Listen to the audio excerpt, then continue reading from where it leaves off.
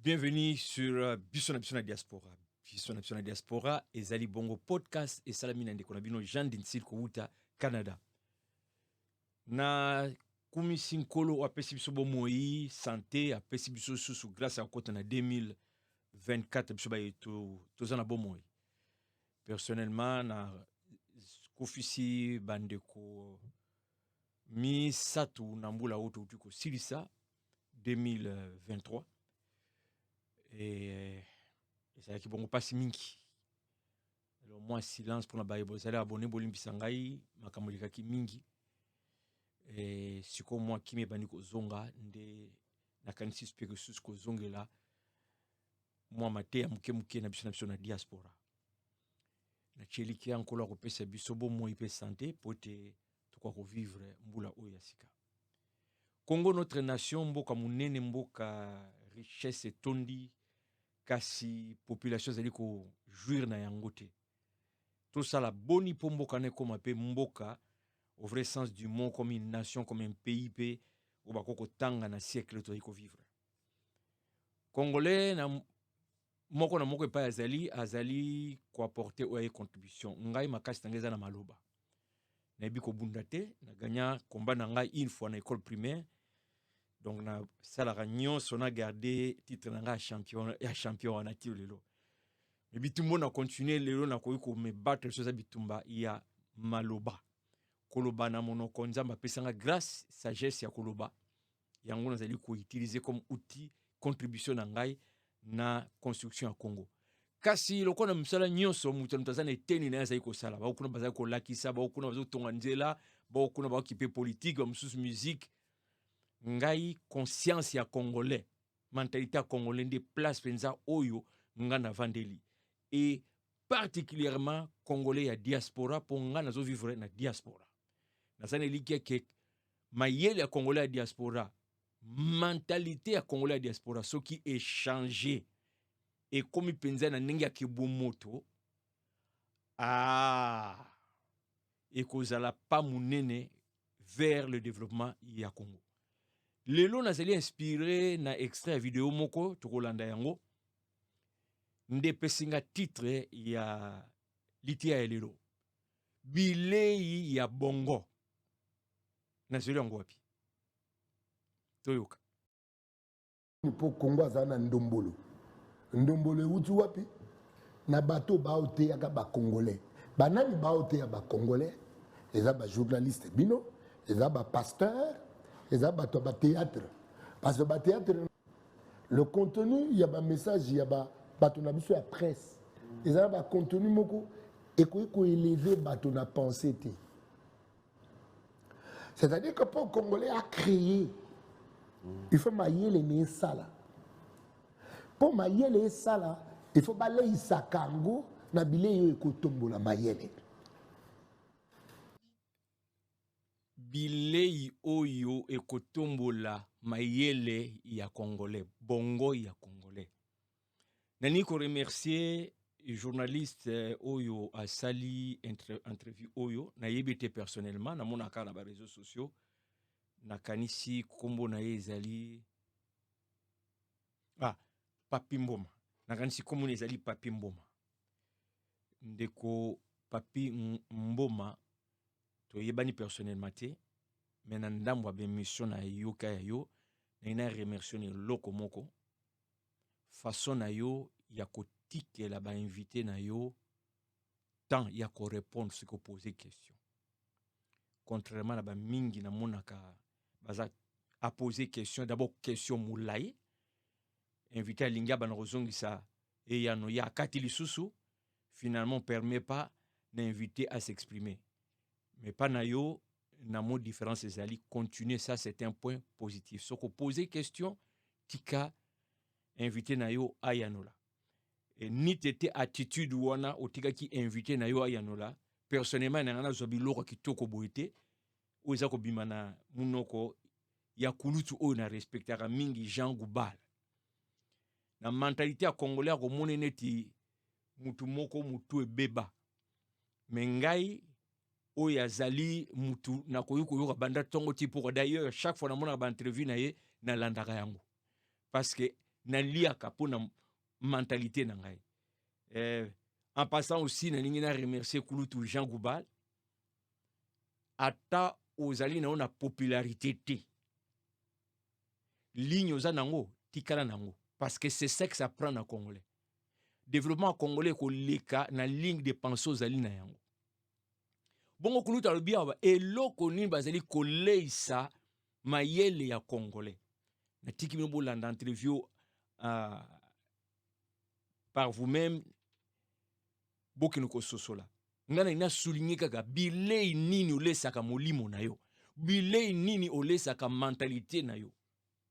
Yango nde ezali ko former ezaleli na yo. Yango nde eza ko justifier comportement na yo. Il y a quelque temps naza kolanda pasteur mo aza na Kinshasa. Mateya na ye ebandi ko bima de l'ordinaire de auto yebia ba pasteur à Congo.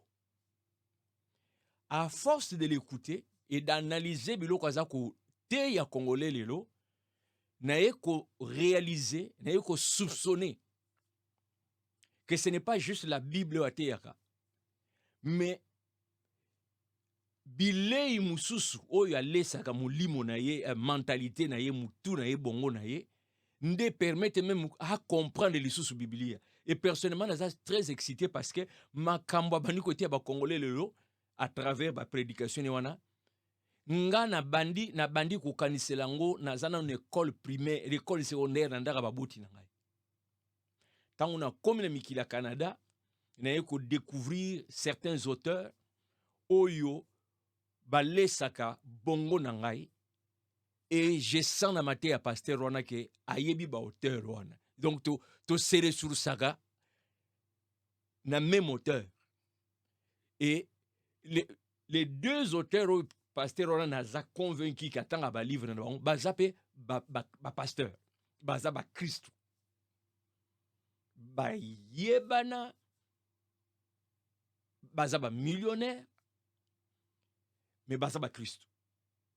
Si le pasteur en zone Kinshasa, naza sûr que bibliothèque ne tonne ba livre, il y a bandeko oyo et il y a onde bandiko fungoli même bongo pour abanda ko comprendre même ba aspect mususu le banzambe oyo ba pasteur congolais baza uti abatu mabe. Oyo pe et contribuer na ko bebisa bongo ya congolais. Et to ki kulutu Jean Goubande azolo baona banani bazali ko leisa bongo ya congolais. Ba pasteur baza na kati. Nga naza mu Kristu naza musali ya nzambe naza mutelo ba nzambe naza conscient na responsabilité wana ya nazo pesa congolais eloko nini bao bavani pe nanga bayebi bao balanda nga na YouTube bayebi naza conscient ya nini nazo bimisa na munoko na ngai po ekota la mato ya muto azokanga. Malheureusement ba valeur tomemaka congolais linga ngote. C'est pourquoi baza mingi te o balanda nga. Baza mingi te baza abonné na chaîne nanga, baza mingi te ba supporter même kulutu Jean Goubal autres mona. Il faut juste lire des commentaires des fois comme oyo batunde bazolo belaye. Et pourtant boigné za na kati.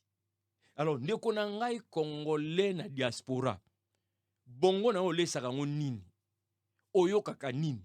Otalaka nini? Biso par exemple en Amérique du Nord particulièrement na Canada, toza na accès na ba bibliothèque. Ndeko yo va na Canada. Dernière fois côté na bibliothèque ezalaki quand? Bibliothèque au côté na bibliothèque non pas parce que ça na ba travaux à université faut ça là. Non pas parce que devoir moko boye faut ça là, mais au côté na bibliothèque pour olé sa bongo na yo. Dernière fois ça date de quand? Livre ni nos otanga lelo. Est-ce que nanda kuno soki toyeto okuta moi comme ya librairie? Ni pardon bibliothèque. Moi comme ya ba livre moko oyo somba. Hein? O lokotaka abote po sanete pisaka moi décoration. Mais oké penda o sombi. Oye o tangi pe o placer yango wana. Surtout tellement bibliothèque no wana ba sujet ni neza nakati. Na sima na ngai awa naza na bibliothèque ya ngai ya famille. Oyo na mwasi na bana na chawana po balia. Bongo na bango elia. Bande likambu kulutu Jean Goubal alobi ezali vérité et loko zokoyoka. Ngana expérimentant kaka na petite famille na ngai. Famille il y a 5 personnes. Ngana mwasi nanga bana misato. Lelo so na taliban nanga na zomona résultat ya nini to mesani sagi bango koyoka, nini to mesani sagi bango kotala, nini to mesani sagi bango kotanga, ndenge influencer vie na bango lelo. Ndeko congolais. Oza na accès na ba ressources ya kitoko ya kolesa bongo na yo. Pourquoi oza ko accéder na ngote? Bima na bisika o batu balinka ko tia makelo kwa wenze. Zwa ba ressources toza nango. Na sina loba na moko ya émission na ngai internet, toza na accès na internet lelo.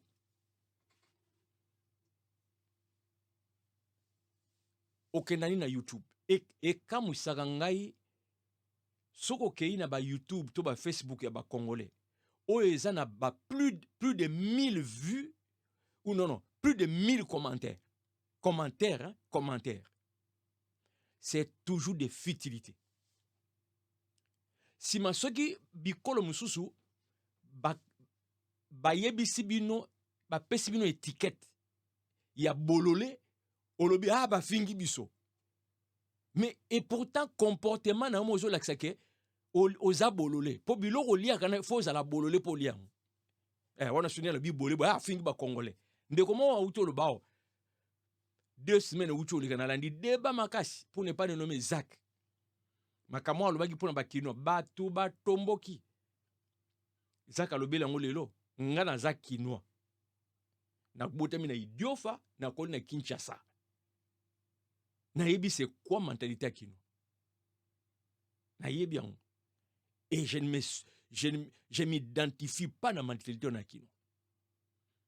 Parce que dans la majorité des cas, Eza Penza Bouzoba et les Kinois ont beaucoup contribué à la bongo ya Congolais en général. Et mon kolopé ba Congolais ya Kinshasa ba reçoit prise de conscience ba changer ba mon changement pe côté na kata Congo. Eza makamba so. To zoa ka courage à la vérité. Soto ki ma vérité bande to bonga mate. Toza ko accuser ba tumso alors que biso moto na source. Imaginez zo projeté. Na zonge source. O lesa ka molimo no eloni. Talaka ka ba chaîne yo commentara mingi et traita sujet ni ba chaîne YouTube o yo okena recommander mingi et traita ba sujet ni ba chaîne ya Facebook o yo olandaka des heures et des heures et traita ka sujet ni c'est là o rouye ba yo zanani biloko oza olia ezo laksa c'est que tu es na lobi mabe na kosi yo mo mitala pona ozo lesa bongo na yo eloroni. Commentez, partagez, ndeto moyen mbala yasima. C'était Jean Dinsil. Tozo courage à kolobaka, polele. Koyi nanga tendeko. Contribution nanga ngwana. La prise de conscience, changement de mentalité.